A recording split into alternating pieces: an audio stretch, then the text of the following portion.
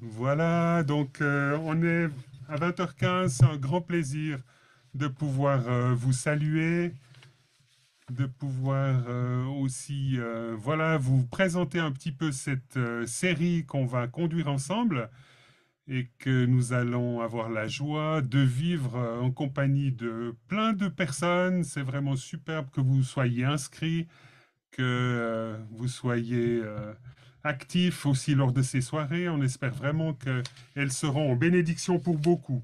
Donc, mon nom est Serge Carrel, en tant que responsable du Free College, la formation d'adultes de la Fédération romande d'Église évangélique.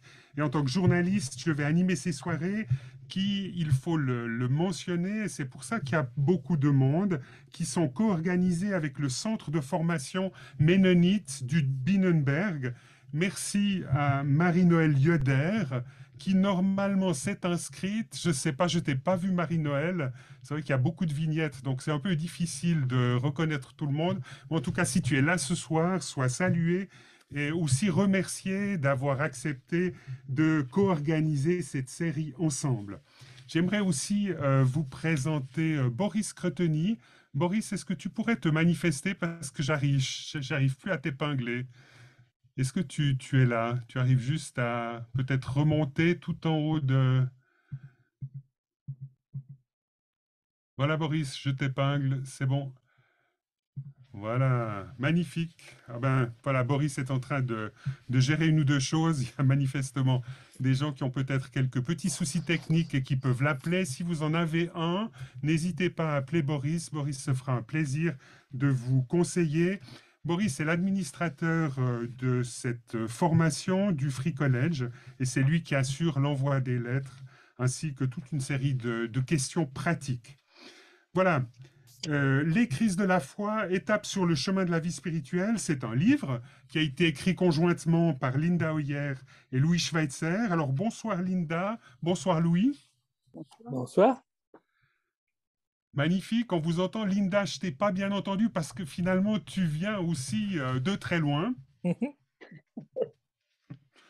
Ce qu'il importe de souligner, c'est que Linda n'est pas en France, mais elle est aux États-Unis et finalement la connexion se passe remarquablement bien.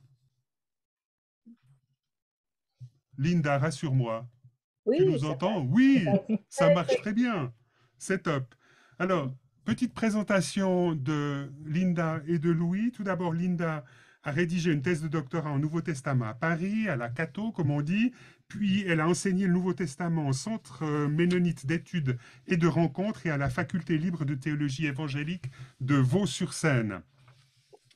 Avec Louis Schweitzer, Linda, tu as lancé la formation ISCAS, et je crois que c'est important de mettre cela en avant, Initiation à la spiritualité et à l'accompagnement spirituel.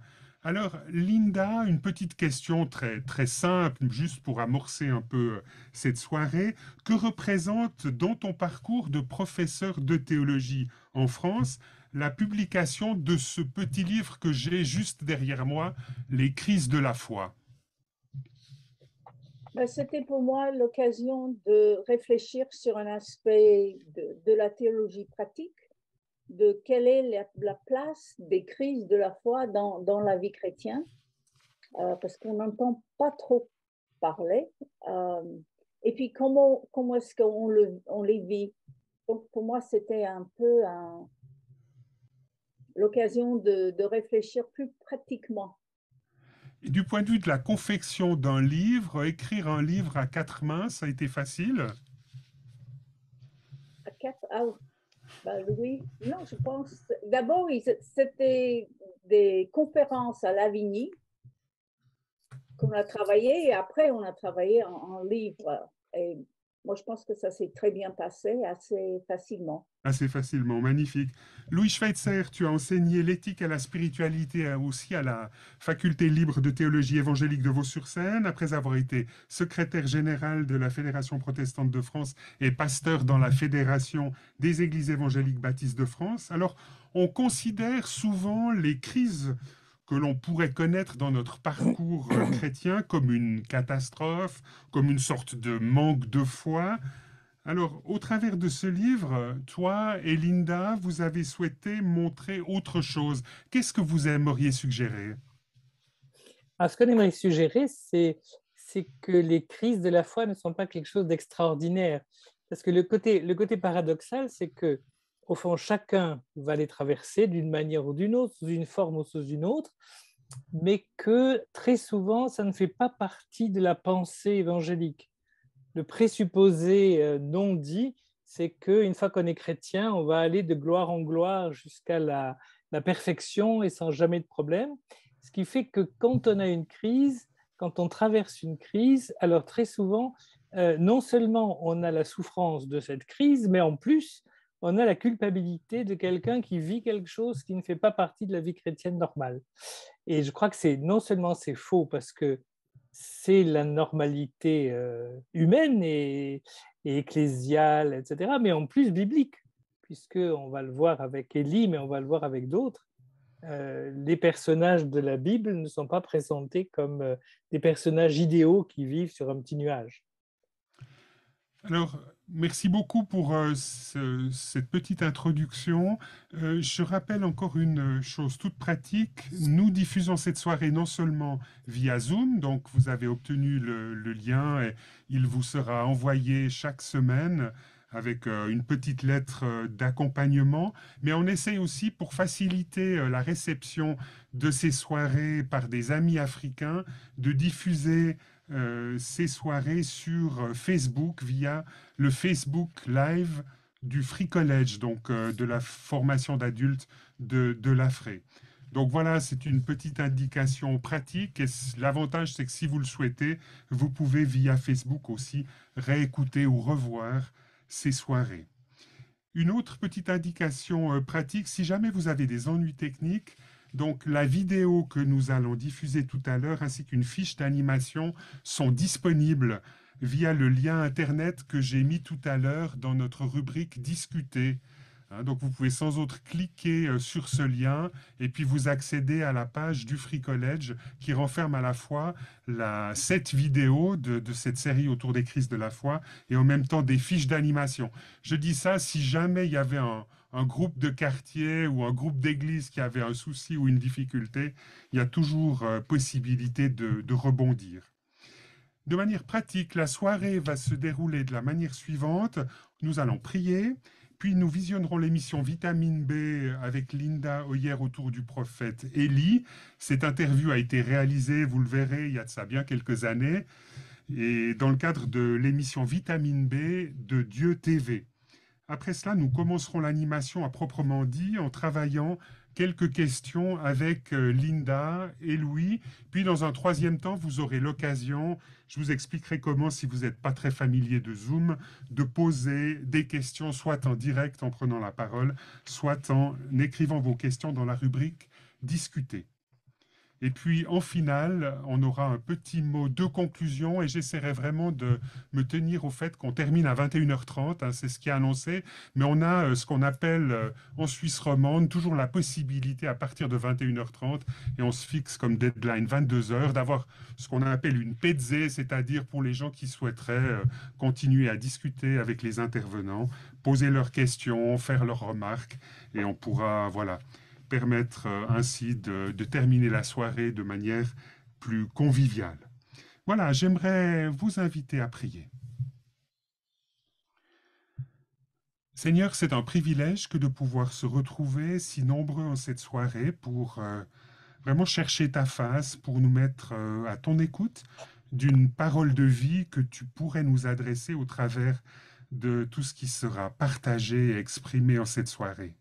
Seigneur, j'invoque la présence de ton esprit au milieu de la communauté virtuelle que nous formons, afin que vraiment tu visites, tu encourages et tu permettes à chacun de grandir dans la connaissance de ta personne. Sois béni, Seigneur, parce que nous savons que tu es là et nous savons que nous pouvons, en cette soirée, nous reposer sur toi. Amen. Amen. Voilà. Il est temps maintenant de passer à la diffusion de la vidéo et c'est Boris Creteny qui, grâce à une connexion Internet très bonne depuis Genève, diffuse cette vidéo maintenant. Boris, à toi de jouer. Madame, Monsieur, bonjour et bienvenue. Elle a coécrit un petit livre qui s'intitule « Les crises de la foi ». Cette théologienne américaine, mais installée depuis plus de 40 ans en France, est notre invitée sur notre plateau aujourd'hui. Linda Hoyer, bonjour. Bonjour. Alors, vous avez publié, conjointement avec Louis Schweitzer, ce petit livre « Les crises de la foi, étapes sur le chemin de la vie spirituelle ». En 2 mots, qu'est-ce qu'il a de particulier, ce petit ouvrage ? Je pense que c'est vrai qu'il n'y a pas beaucoup de livres écrits sur les crises de la foi. Souvent, on évite d'en parler. On parle plutôt du succès, du fait que le Christ nous amène la victoire, etc. La vie chrétienne est linéaire, ça monte comme ça. Et puis, mais on vit tous les crises, d'un moment ou d'autre, hein, dans des petits ou des grands. Mais est-ce qu'il n'y a pas un petit côté un peu pleurnichard à publier un livre comme ça, Les crises de la foi? Parce qu'on peut imaginer que les chrétiens de base souhaiteraient être encouragés et pas une réflexion sur les crises de la foi. Mais c'est justement encourageant, je trouve, parce qu'on voit qu'à travers des crises, on peut avancer. Les crises peuvent être fécondes. Le principe de cette émission Vitamine B, c'est qu'on parte d'un texte biblique.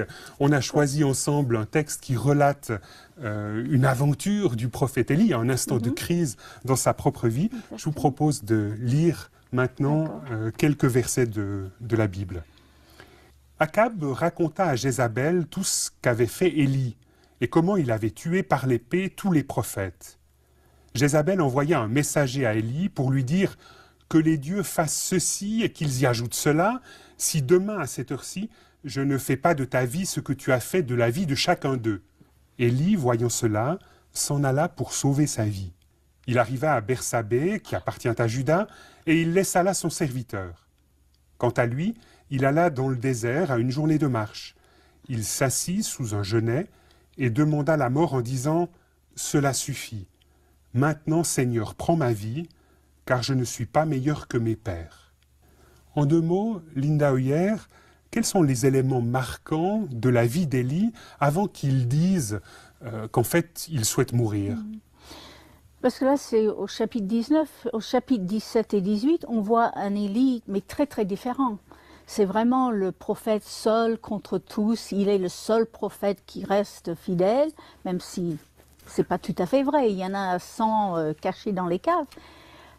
Mais on voit quelqu'un qui donne des ordres au roi. C'est vraiment cette colonne de fer, quelqu'un de fort, qui est sûr de lui-même, peut-être un peu orgueilleux au même temps, mais on ne voit pas tellement cette image-là du chapitre 19.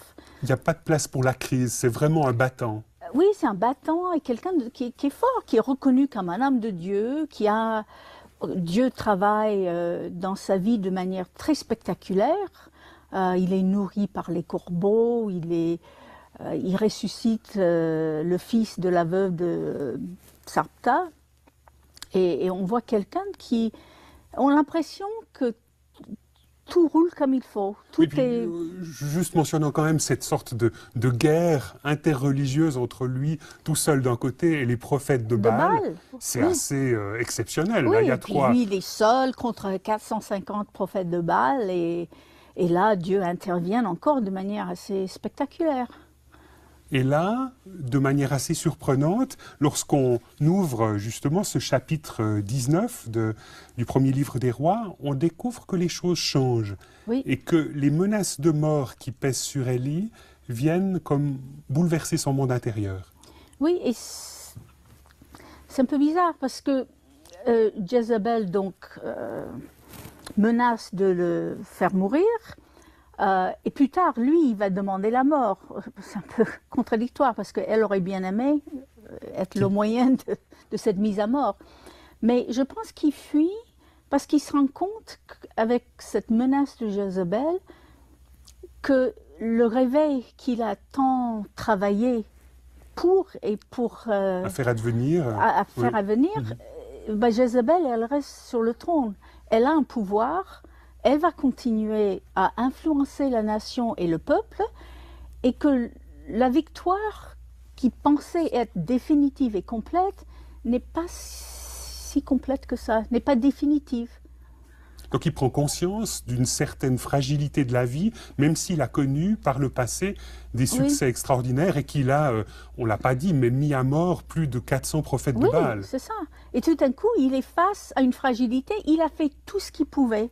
Il était une sorte de super-héros et puis il se découvre et tout d'un très coup, vulnérable. Le réveil ne vient pas et il ne peut pas faire plus. Il ne sait pas quoi faire de plus. C'est comme, moi j'ai l'impression, en lisant, il est déçu par Dieu. Lui, il a fait tout ce qu'il pouvait et dans un sens, Dieu n'a pas assuré. Et là, c'est quelque chose que les croyants aujourd'hui, que les chrétiens peuvent aussi vivre. Ils ont des aspirations, à quelque part, à une certaine forme de toute-puissance. Et puis, ils se retrouvent parfois en porte-à-faux avec Dieu, menacés. Déçus, parfois par Dieu, parce que parfois par le silence de Dieu, ou parfois parce que Dieu intervient d'une manière différente de ce qu'on attendait. Donc, je pense que ça arrive assez souvent qu'on attend que Dieu fasse ceci ou cela, et tout d'un coup, ça n'arrive pas. Et on est déçu, et on ne comprend pas. Et je pense que c'était justement l'expérience d'Élie. Dieu agit envers Élie comme une mère avec un enfant. Comme une mère qui prend soin de son enfant. Il lui donne à manger. Il donne à manger, il lui donne à boire, il lui donne du repos, il dort. C'est très très touchant, cette douceur de Dieu. On a presque l'impression là que Élie connaît une sorte de régression, quoi. Il retrouve un stade quasi fœtal. Oui, c'est ça. Et puis là, au bout d'un certain temps, on voit que Dieu l'emmène ailleurs. Oui, Élie va à la montagne de Dieu, à Horeb, et on a l'impression qu'il attend. Et Dieu, encore là, invite de parler, d'exprimer ses sentiments, exprimer ce qu'il vit. Et là, Élie dit, il est resté seul. Et ce qui était, à mon avis, avant, quelque chose une vertu, d'être seul prophète, etc. Là, c'est une solitude qui pèse. Il dit, je suis resté seul, mais on a l'impression que ça pèse.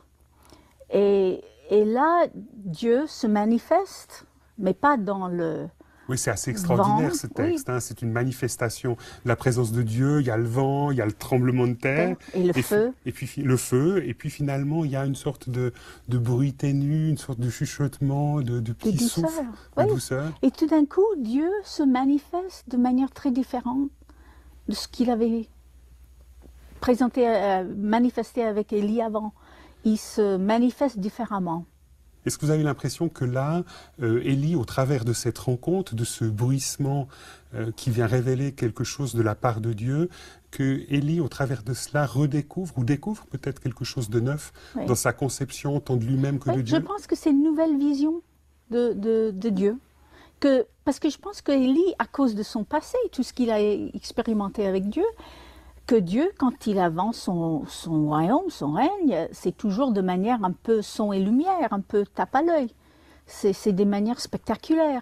Et là, tout d'un coup, Dieu n'est pas dans le spectaculaire, le fort. Dieu est là, même presque dans le silence. Mais Dieu œuvre. Je trouve que cette crise amène Élie à une double connaissance, une connaissance de lui-même. Il est face à sa propre fragilité, sa vulnérabilité, qu'il ne connaissait pas, à mon avis, avant. Parce qu'à un moment, il va dire « Je ne suis pas meilleur que mes pères ». C'est une petite phrase, mais ça veut dire qu'il pensait qu'il était quand même meilleur que ses pères. Quoi. Oui. Et là, il se rend compte qu'il n'est pas, qu'il est fragile. Donc, il y a une connaissance de lui-même, mais il y a aussi une connaissance, une nouvelle connaissance de Dieu, qu'il avait, à mon avis, une conception assez étriquée de la manière dont Dieu agit. Et là, Dieu, c'est plus large que ce qu'il avait pensé. Oui, c'est ça. De manière concrète, en quoi, Linda Oyer, cette figure d'Élie vous rejoint? En quoi elle est emblématique de quelque chose de fort pour vous? Je pense que c'est un peu de reprendre ce que nous avons dit, mais je pense que nous avons tous eu des expériences où on attend une certaine action de Dieu, dans une période difficile ou dans... Et puis, Dieu est silencieux, ou Dieu n'agit pas comme on aurait pu penser ou qu'on voulait. Et là, on est déçu. Et je pense que j'ai vécu aussi des expériences aussi où on attend une intervention et l'intervention ne vient pas. Et c'est là où on pose des questions sur soi-même, sur sa manière d'être, sa manière de croire, sa manière de penser, mais on pose aussi des questions sur Dieu. Et vous-même, vous diriez que dans ces périodes de crise que vous avez traversées, un peu comparables à celles d'un Élie, vous avez découvert quelque chose de neuf sur Dieu? Ah oui. Sur vous-même? Je pense. Et vous pourriez nous dire sur moi-même. Qu'est-ce que vous avez appris au travers des crises sur vous-même? Je pense une fragilité, peut-être qui n'était pas reconnue avant, mais aussi une dépendance de Dieu qui est beaucoup plus forte, peut-être maintenant, qu'avant. Parce que quand on est en plein... Je vois Élie dans le chapitre 17-18, mais c'est le... Oui, c'est un leader charismatique oui. tout à fait exceptionnel. Tout marche, quoi. Tout roule pour lui. Oui, tout roule. Et vous avez été un peu comme ça? Je pense à un moment dans ma vie. Et il y a eu plusieurs expériences où je me rends compte que il y a une fragilité qui est là, et il y a une pauvreté peut-être spirituelle qui est là, qui nécessite une dépendance de Dieu. Est-ce que ce n'est pas une sorte de résignation au fait que peut-être Dieu ne répond pas et que Dieu est absent, Dieu n'est pas au bout du fil? Est-ce qu'on ne trouve pas une sorte de discours intellectuel pour quelque part légitimer cette non-intervention de Dieu? Non, je pense que c'est beaucoup plus une certaine confiance de voir que Dieu, pour moi, est toujours à l'œuvre. C'est un Dieu de vie. Donc, il est toujours en train d'œuvrer pour la vie, dans n'importe quelle situation. Le problème que nous avons, êtres humains, c'est que nous définissons, voilà, la vie, c'est comme ça, il faut qu'il fasse ça. Et de dire que la confiance, c'est que peut-être je ne comprends pas, peut-être je ne vois pas, peut-être c'est la vie qui est en train de germer, mais je lui fais confiance, parce que c'est quand même un Dieu de vie, qui prend soin de ses enfants. Je pense que par la crise, peut-être ma confiance dans Dieu a beaucoup grandi. Hein. Donc finalement, les crises, c'est plutôt quelque chose de positif. Il y a de la vie qui peut s'en sortir. C'est féconde, c'est ça. J'aime beaucoup le mot fécondité. Fécondité. C'est pas stérile, c'est pas simplement je souffre et puis c'est gratuit, c'est rien. Dieu travaille dans ces moments-là et je peux co-ouvrer avec lui ou co-agir avec lui pour que justement la vie sorte de ces crises. Une croissance pour moi dans ma vision de Dieu, mais aussi une croissance dans ma propre vie spirituelle. Alors, je vous propose de le lire et après on reprendra un peu la méditation de ce texte pour aller un petit peu plus loin. Akab raconta à Jézabel tout ce qu'avait fait Élie et comment il avait tué par l'épée tous les prophètes. Jézabel envoya un messager à Élie pour lui dire que les dieux fassent ceci et qu'ils y ajoutent cela, si demain à cette heure-ci je ne fais pas de ta vie ce que tu as fait de la vie de chacun d'eux. Élie, voyant cela, s'en alla pour sauver sa vie. Il arriva à Bersabée, qui appartient à Juda, et il laisse là son serviteur.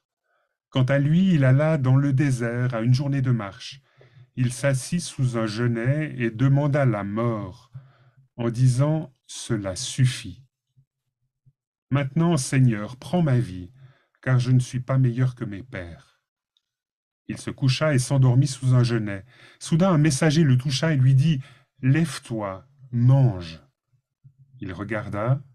Il y avait à côté de lui une galette cuite sur des pierres chaudes et une cruche d'eau.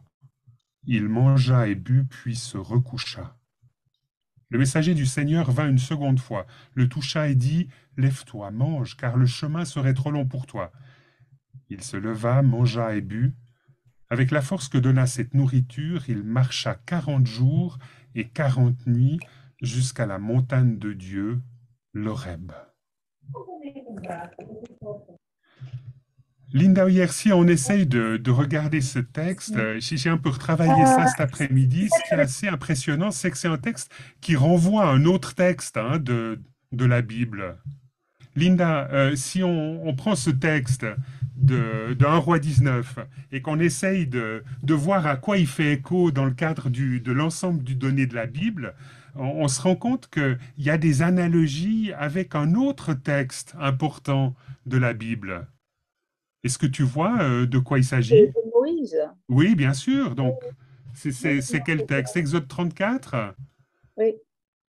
Et quelle est la... Est-ce que tu as ces deux textes un peu en résonance et tu essayes d'en tirer quelque chose? Ben, la situation n'est peut-être pas tout à fait la même, mais Dieu se révèle dans tous les deux. Hein. Dieu se révèle dans une certaine montagne. C'est la même, à mon avis. Horeb, c'est Sinaï. C'est le mont Sinaï, on peut vraiment associer les deux. Finalement, si tu avais à définir de quelle nature est la crise que traverse le prophète Élie, qu'est-ce que tu dirais? Je pense que comme dans la vidéo, c'est Élie, la crise, à la base, c'est une déception, être déçu, parce que je dirais, son ministère, c'est de ramener le peuple au vrai Dieu. Et c'est plus qu'un ministère pour Élie, c'est son identité, parce que son nom est Yahweh et Dieu. Donc, c'est vraiment son identité. Eliyahu, hein, on voit Oui, Yahweh et puis exactement. elle, c'est le mot Dieu en hébreu. Oui. Donc, c'est quelque chose de très proche, c'est son identité. Et tout d'un coup, il se rend compte qu'après la victoire sur les prophètes de Baal, que ce n'est pas du tout définitif. Et j'aimerais juste peut-être lire un texte qui est un peu plus loin de ce texte que tu as lu. Volontiers. C'est en 19, 1 roi 19, versets 10 et 14, parce que les mêmes mots sont répétés deux fois. Et donc, quand un texte dit deux fois la même chose, il faut prêter attention. Donc, le texte dit, et c'est Élie qui parle, « J'ai montré une passion jalouse pour le Seigneur, le Dieu des armées, hein, le Dieu puissant, le Dieu maître de l'univers. Moi, j'ai montré une passion, car les Israélites ont abandonné ton alliance, ils ont rasé tes autels, ils ont tué tes prophètes par l'épée, comme si la victoire au chapitre 18 sur les prophètes de Baal n'a pas eu lieu. Hein. Eux, ils ont fait ça à trois. Et moi, je suis restée seule et ils cherchent à me prendre la vie. C'est presque, moi, je lis une certaine déception. Hein. Moi, j'ai fait tout ce que je pouvais et t'as pas assuré, quoi.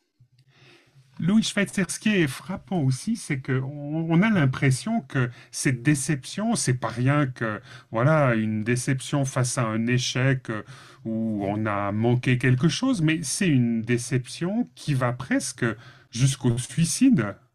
Oui, oui, oui, parce que la déception va amener une certaine démoralisation. Il veut plus continuer ce ministère. Il y a une dépression, un burn-out. Oui, oui, mais vraiment, il n'a pas le courage de continuer son ministère. Et donc, on le voit dans ses paroles, c'est trop, prendre ma vie, je ne suis pas meilleure que mes pères, que eux, ils n'ont pas amené un réveil non plus. Louis Schweitzer, s'il fallait un peu définir le Seigneur dans ce contexte de dépression et presque d'intérieur un peu suicidaire du prophète Élie, comment est-ce que vous définiriez cette présence de Dieu à ses côtés? Justement, difficilement. Parce que je pense que l'intensité de la souffrance d'Élie est proportionnelle à la place que le service de Dieu tient dans sa vie. Hein, il a tout misé là-dessus. Depuis plusieurs années maintenant, il est le prophète, le serviteur de Dieu, etc. C'est son identité. Et brutalement, il a l'impression que ça colle plus. C'est-à-dire que que le contrat qu'il a passé, un contrat purement intérieur, hein, mais avec Dieu, ne marche plus parce que Dieu ne correspond plus à ce qu'il attend. Et je crois que c'est pour ça que c'est dramatique. Hein. Alors l'image de Dieu, on a ce paradoxe, on pourrait dire, entre un Dieu qui continue de s'occuper de lui, puisque là, il va prendre soin de lui, hein, il va lui apporter à manger, il va le réconforter, il va finalement l'amener jusqu'à une rencontre où là, il va pouvoir changer. Mais Dieu n'est plus le Dieu complètement qu'imaginait Élie. Et je pense que c'est un peu le problème de nos crises, ça. C'est que c'est l'image que nous nous faisons de... C'est pas Dieu qui est en cause, on pourrait dire. C'est l'image que nous nous faisons de Dieu qui change, parce que on a l'impression que Dieu ne colle plus avec l'image que nous en avions. Linda, je sais que tu es très attachée à cela. Est-ce qu'on pourrait dire que finalement, au travers de cette crise que connaît Élie, Dieu se révèle un peu comme sa mère? Ah oui, oui, on voit une présence très maternelle de Dieu, hein, qui donne à manger, qui laisse dormir, qui est là vraiment présent, mais dans ce sens maternel. Louis, c'est aussi quelque chose auquel tu souscris, que tu partages, parce que c'est vrai que finalement, on pourrait penser, avec ce qui précède dans 1 roi 18, que Dieu apparaît un peu comme une sorte de mâle alpha, hein, tout-puissant, et puis que tout à coup, en 1 roi 19, il est effectivement, il apparaît sous les traits d'une maman.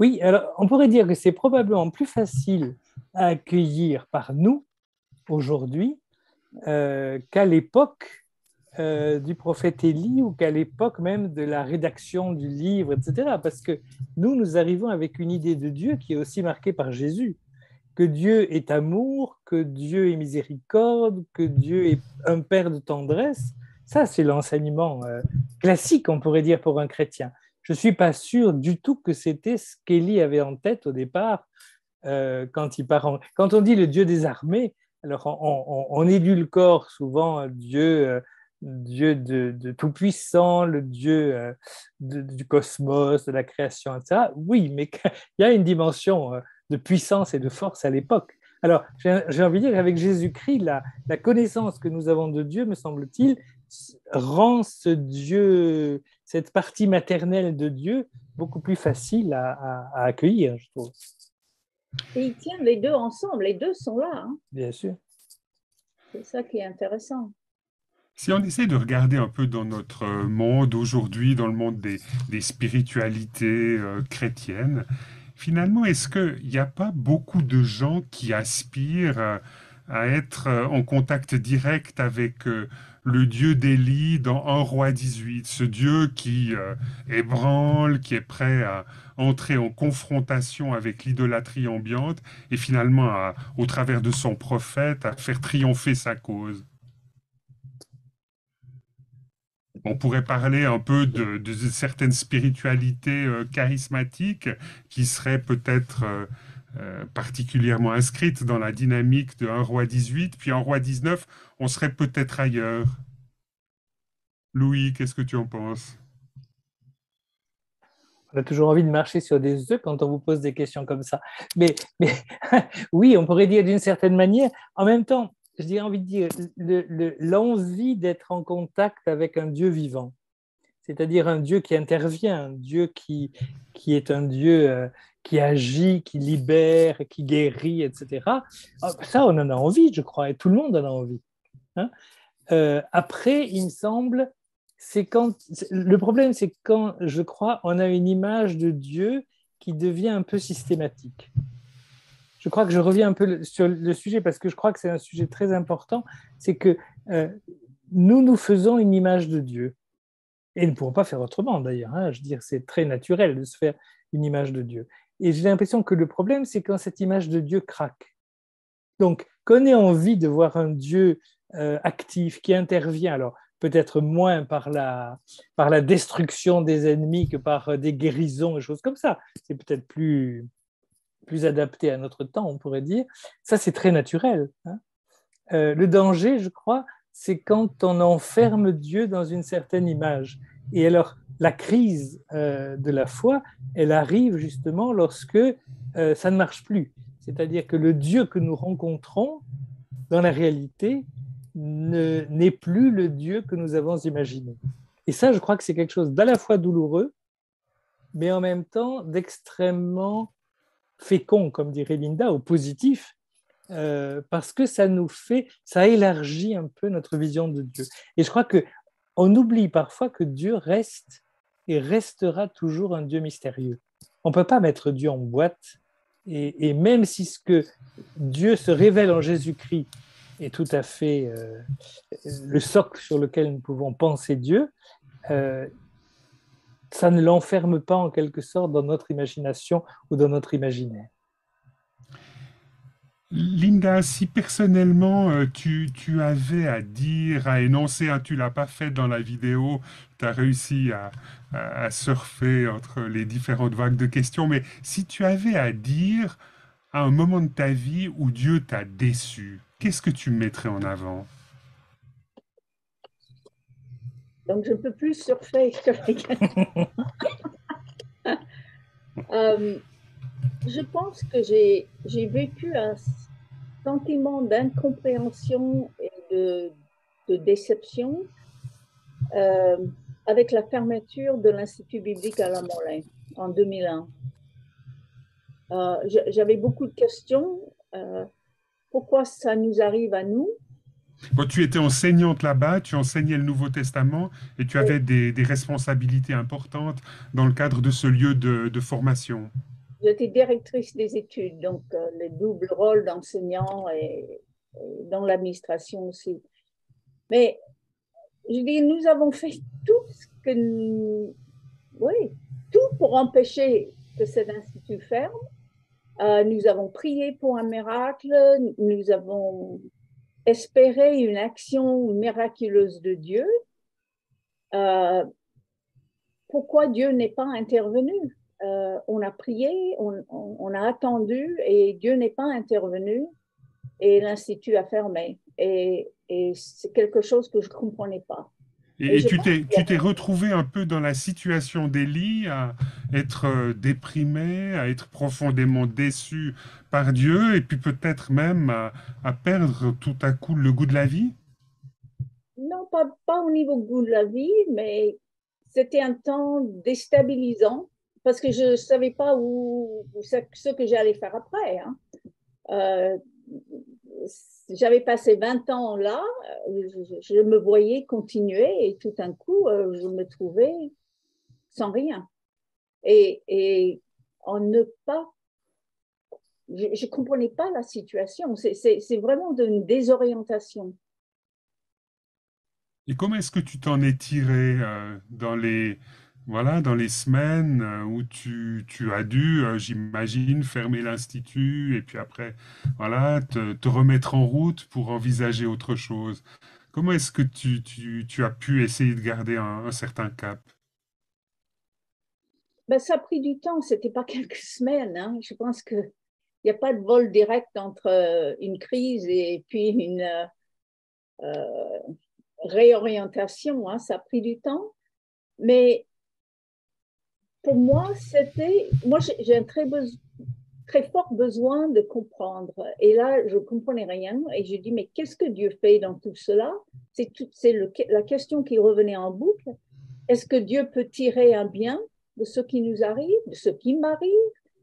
Qu'est-ce que Dieu fait? Et petit à petit, puisqu'il n'y avait pas de réponse, j'ai appris que je pouvais rester dans l'incompréhension et en même temps faire confiance à Dieu. Et que c'est cette confiance en Dieu qui a grandi. Et que je pouvais dire, je suis arrivée à un point de dire, je ne comprends rien, mais ça va, je suis en paix. Mais ça ne vient pas du jour au lendemain. C'était un vrai combat. C'est une confiance qui est nue parce que je ne voyais pas le bien. Je ne voyais pas, il y avait les morceaux du puzzle de ce que Dieu faisais, j'avais pas la capacité de mettre ensemble ces morceaux de puzzle, et même aujourd'hui, je ne le mets pas ensemble. Mais même avec le désordre de ce puzzle de ne rien comprendre, d'arriver à une confiance nue dans le caractère de Dieu, de faire confiance. Mais c'est un cheminement. Hein.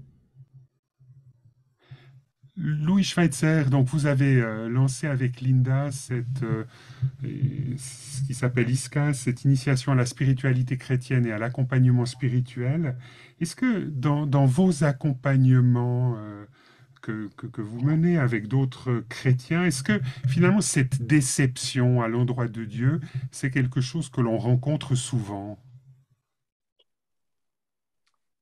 Oui, je pense très honnêtement que tout le monde passe par ce genre d'expérience. Alors, quelquefois en les refoulant et en refusant de les voir ou de le dire, mais alors, ça peut être des choses fondamentales de l'existence, ça peut être des choses beaucoup plus discrètes.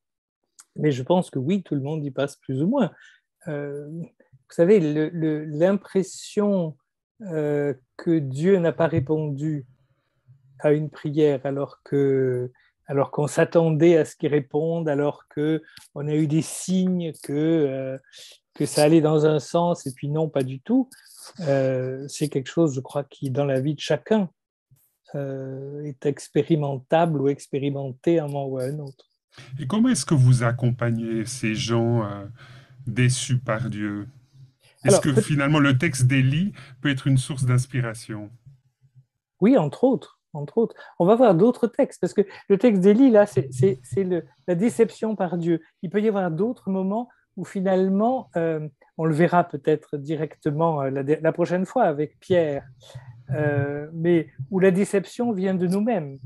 C'est-à-dire, je suis déçu d'être capable de faire telle chose que je ne m'imaginais pas un instant être capable de faire. Ou alors, on le verra avec François d'Assise comme autre image, hein, comme autre exemple, mais je suis déçu parce que je me suis engagé pour le service du Seigneur, tout a magnifiquement marché, le Seigneur a béni, il y a une œuvre qui a l'air de porter du fruit, et puis à un moment donné, tout s'écroule.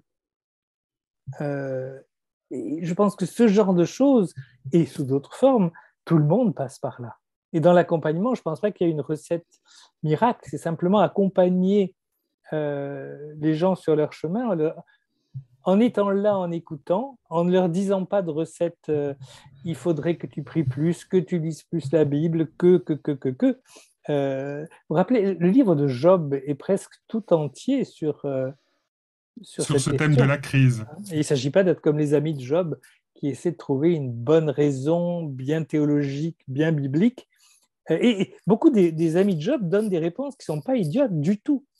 Elles sont simplement fausses. Mais ce n'est pas absurde.